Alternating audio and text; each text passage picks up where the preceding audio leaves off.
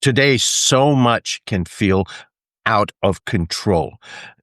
In terms of business, there's so much that's happening with the economy, with AI, with the labor shortage, with all sorts of change and challenges. On a personal level, you're dealing with all of the cost of things, the time. How do you find time for all of this? And the demands of other people who are looking to you for support through all of this. You can feel really out of control and stressed because so much of this is out of your control. What we're going to get into today is what is in your control that can help you shift all of this.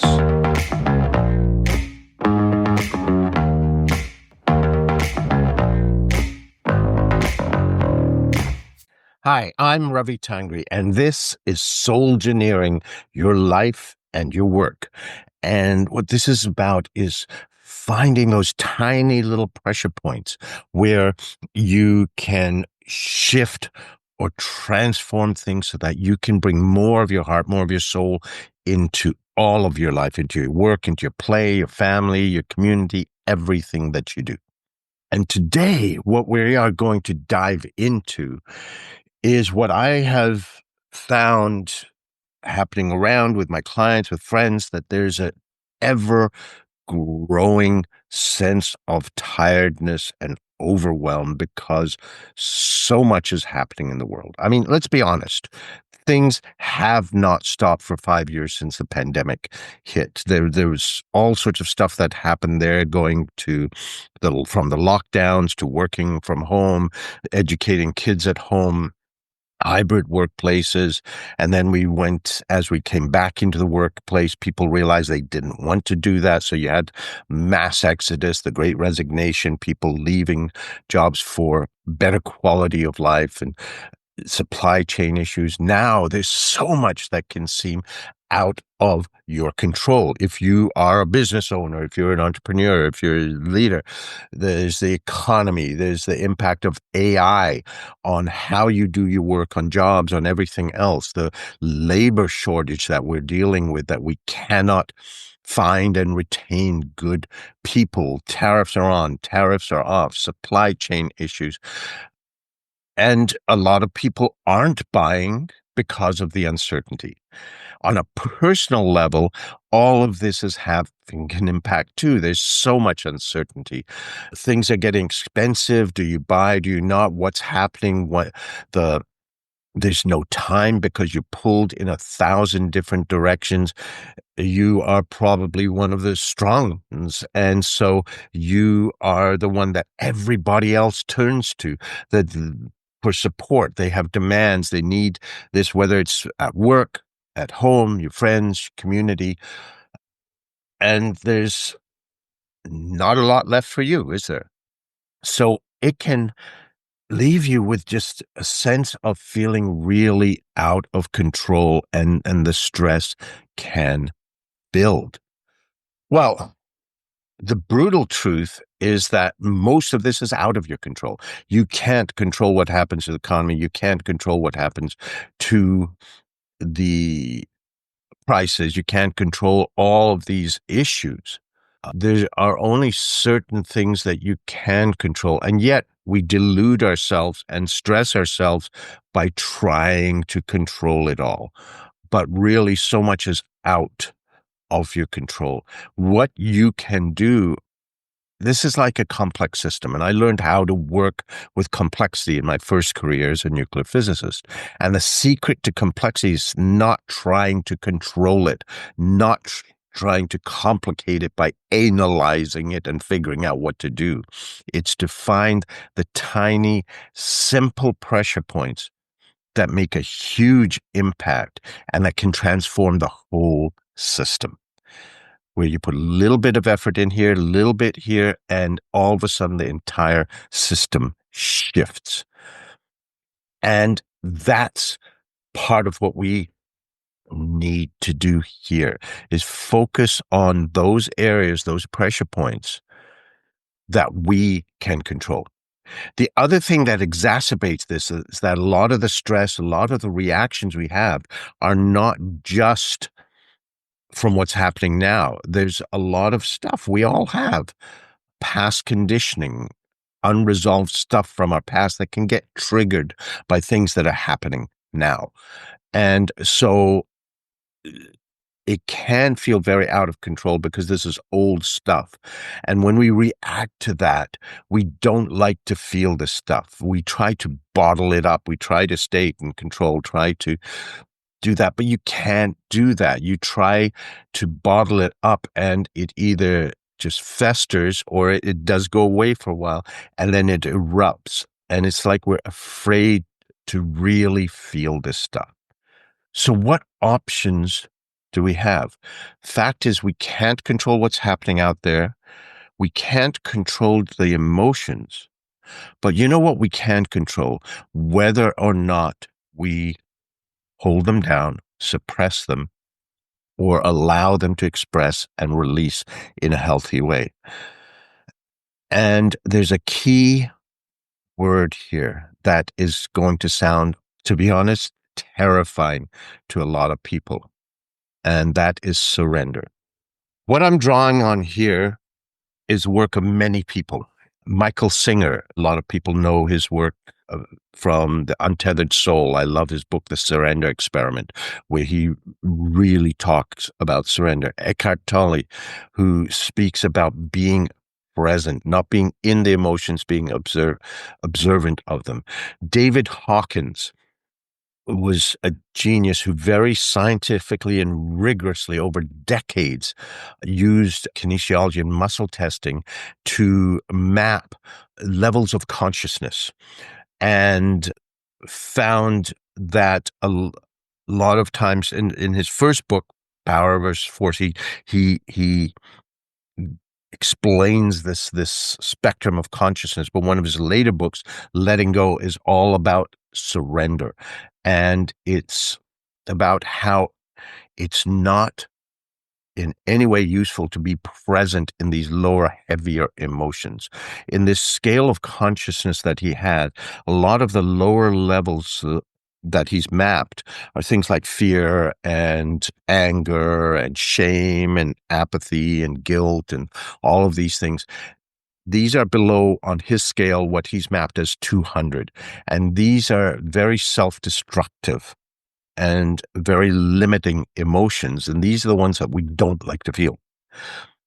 Where things start to shift once you get above 200, you get to courage, which is that ability to say, okay, I'm feeling this, but I need to move forward. I need to go on. And you can move on to various levels of peace and love and joy at the higher levels. But you cannot get there if you're staying stuck in the lower pieces. And what David Hawkins and Michael Singer and Eckhart Tolle all speak of is about being able to step out of the emotions, letting the emotions be there, letting them feel.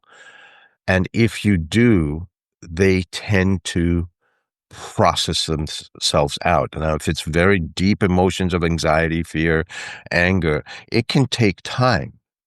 But it's that act of being present with it, not being in it, realizing you are not those feelings. They are just things that are happening in you. Now, it may seem overwhelming. For some people, they don't like to feel all of that caca, all of that heaviness. And I can totally understand that. But I then draw my learnings from people like Viktor Frankl, who wrote the book Man's Search for Meaning, and he survived the Nazi concentration camps. And he said the people that truly survived those experiences weren't the ones that just stayed in the trauma, but they found the light. They were able to step away from all of that heaviness all around them. And they found little bits of light that they could focus on. It's like if he was lying in his bunk and he could, if he tilted his head a certain way, he could see a corner of a window and see the blue sky there. And he held on to that. And that was what gave him lightness while he was sort of separated from all the heaviness around him. It was holding on to that light and not being in the caca.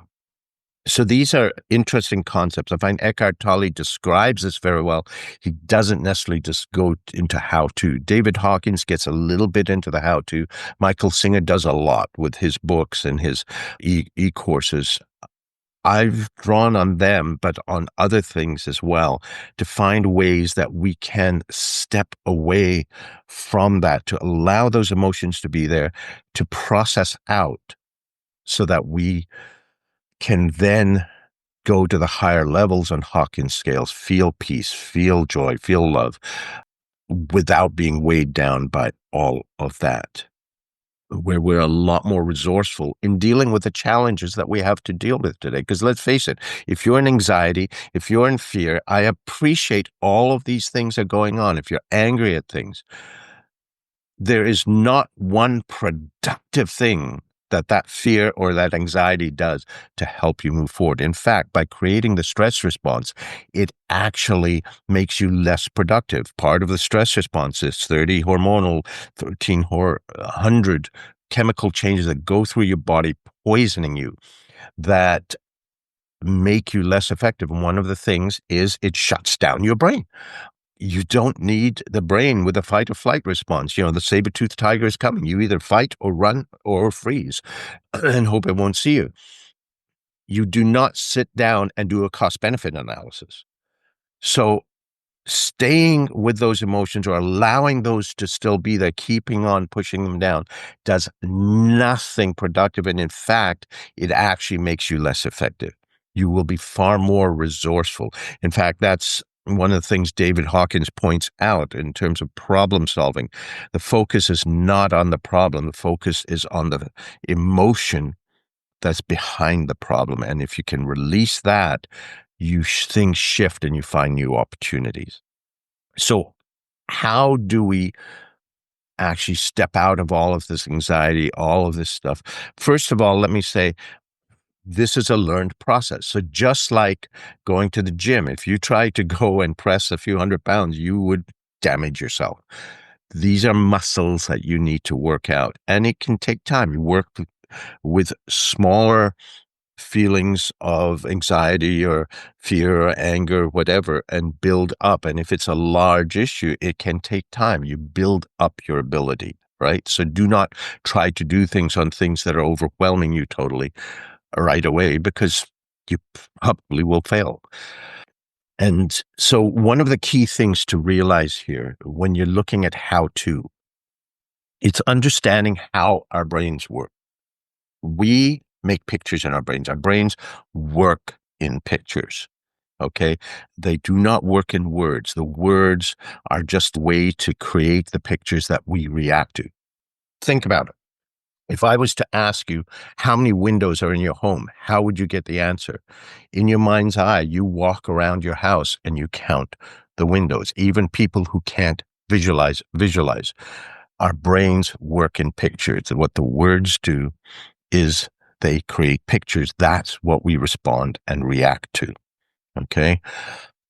Now there's two types of pictures, associated and dissociated. To give you a sense of that, what I'd like you to do is think of something you absolutely love to do. Okay. Could be hobby, could be time with friends, time with family, something you absolutely love to do, and go back in your mind's eye to the last time you were involved in that and all of the things, hear what you were hearing, feel the feelings, everything people were saying and how it felt inside, how much you love it. Feel that.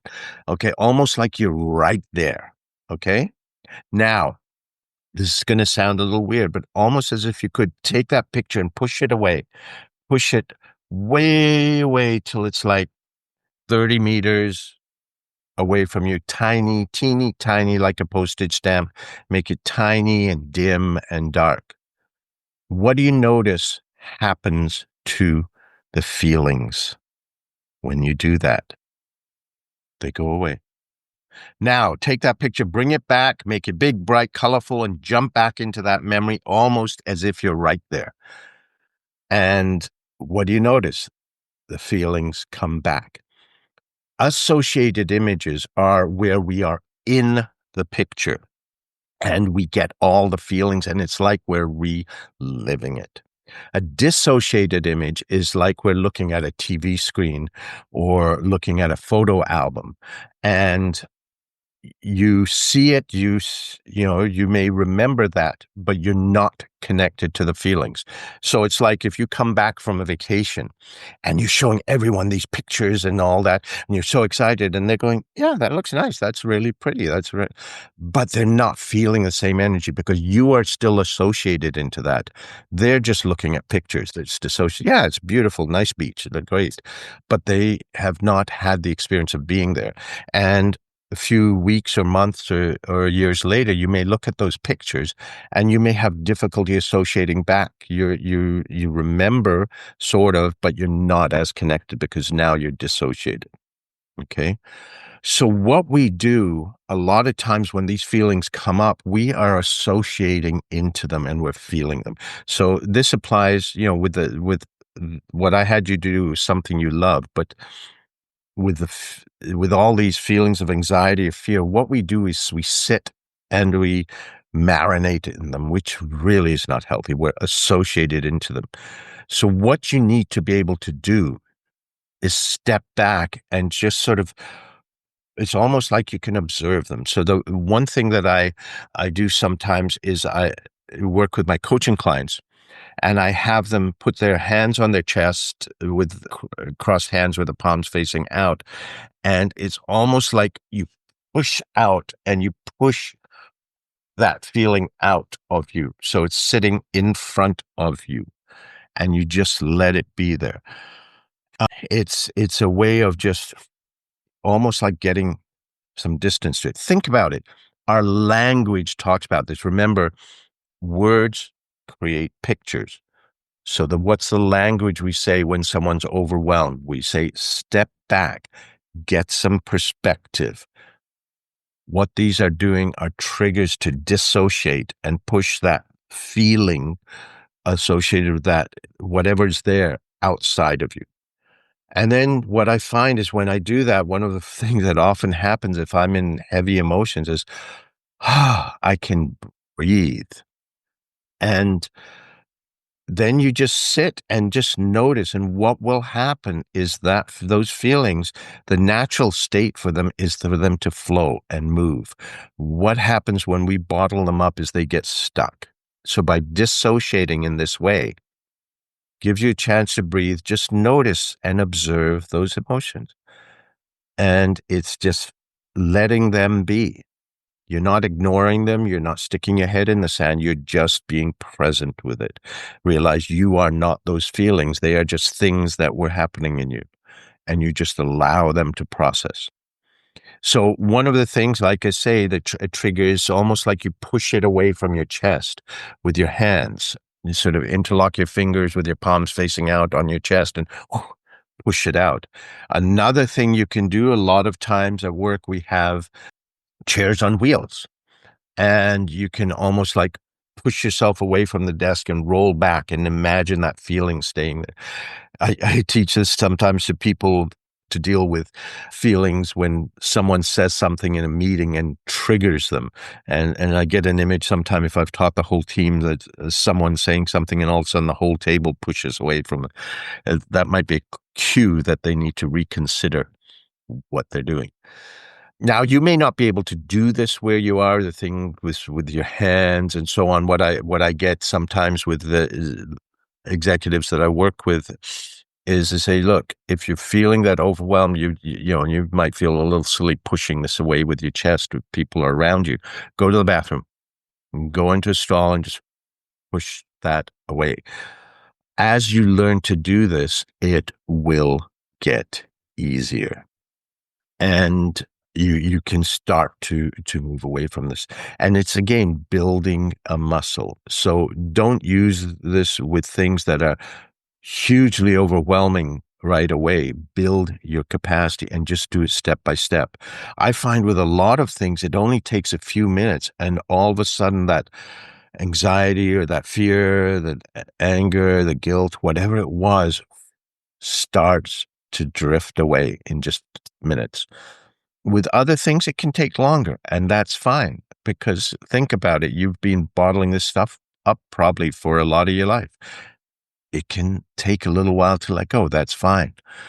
Just be gentle on yourself and do it step by step, one thing at a time, and just notice what happens. Find what works for you. And as you do this more and more, you will find it becomes easier and easier.